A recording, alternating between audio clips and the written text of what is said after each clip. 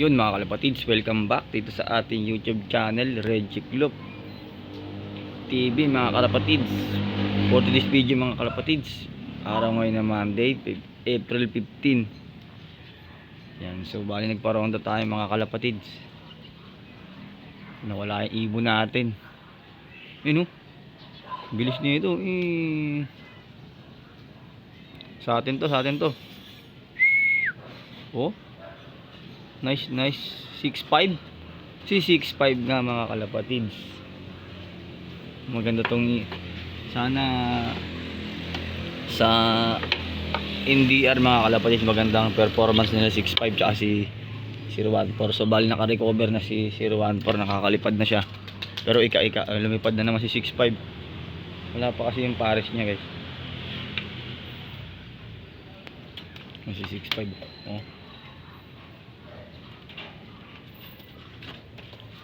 Bali si 6.5 guys ay kapatid ni Legaspi.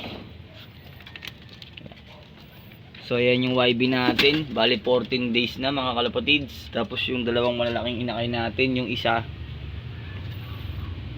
42 days na. Ito ay 36.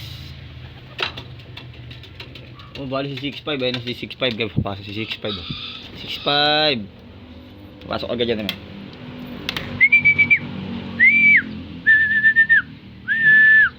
6.5. Pasok ang 6.5. Uy, lumipad na naman. So yun na mga kalapatids, update tayo ngayon sa ating mga alaga Yan si 6.5 guys oh. Talagang may lipad yan dahil lumipad na ng bigan yan. Bigan, Banggar. Alam ko nag-cut off siya sa Banggar, tapos yung last lap nag-daybird siya ng umuwi siya ng araw na yun. Basta Banggar cut off ata siya umaga ng mga 6:30. Bigla na lang siyang dumating. Akala ko wala na. Yan si 6.5. Bali gusto ko i-cross si 6.5 dyan sa kapatid niya na si Legaspi. Yan si 6.5 yan guys.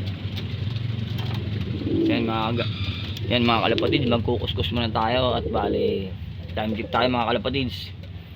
5:54 pa lang habang yung ibang ibon natin nasa liparan pa. Yun akin yung mga ibon guys eh. Yun akin yun. Taas.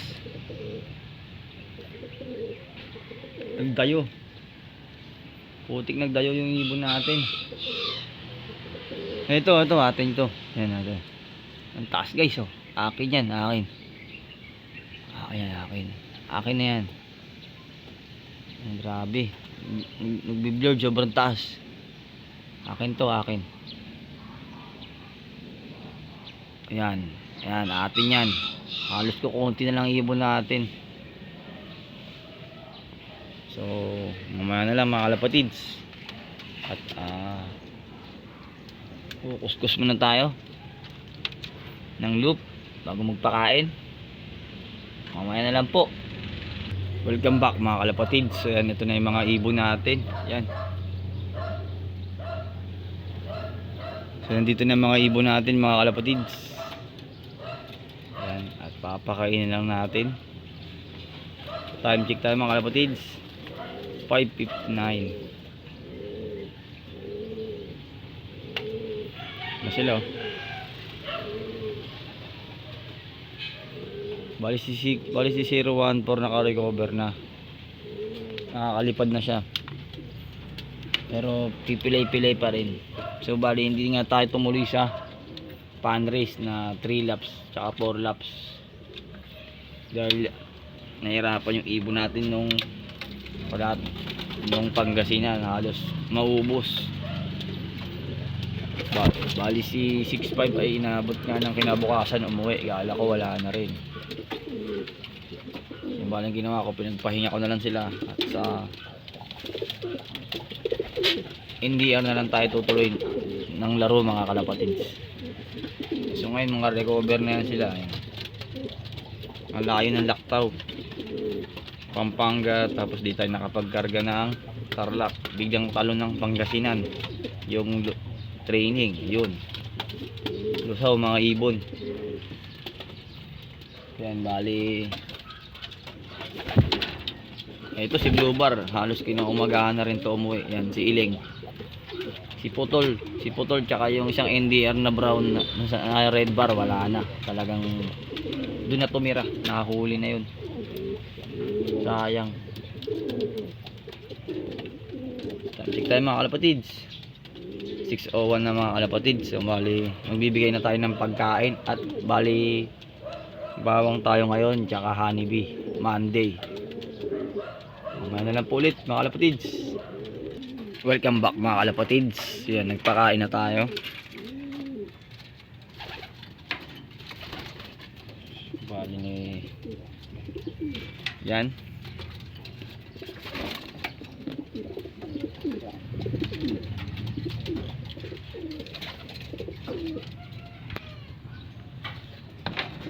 Lalagay ko na yung inumin nila mga kalapatids na bawang tsaka honeybee.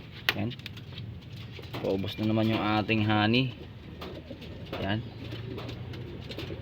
Kailangan na naman natin mag-ipon ng pambili, oh. Yan yung price niyan mga kalapatids, 200 pesos. So bali ito na yung ano natin, bawang with honeybee Monday, tuwing Monday. Friday oregano tayo, oregano. Ay po, tapon pa. Nabawasan pa, natapon pa unti.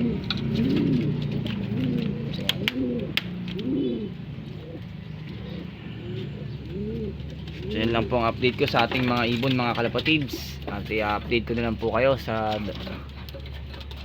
darating nating NDR at makikibalita na lang tayo dahil hindi na nga tayo kasali sa GC natin. So yan mga kalapatids, marami pong salamat sa inyong tiwala at suporta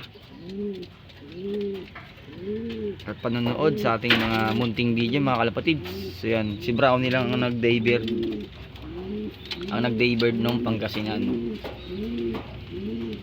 Kaya baka to si Brownie ay ating contender natin to sa NDR. Sana di magbago yung mga lipad niya. Yun lang mga kalapatids. Happy flying po sa lahat at good luck sa ating mga karera. Keep safe in God bless. Bye. Ayan, si 01 for recover na siya. Nakakaronda na kasi yung paa niya medyo angat-angat pa, namamaga pa. Ayan, mataba pa yung paa niya.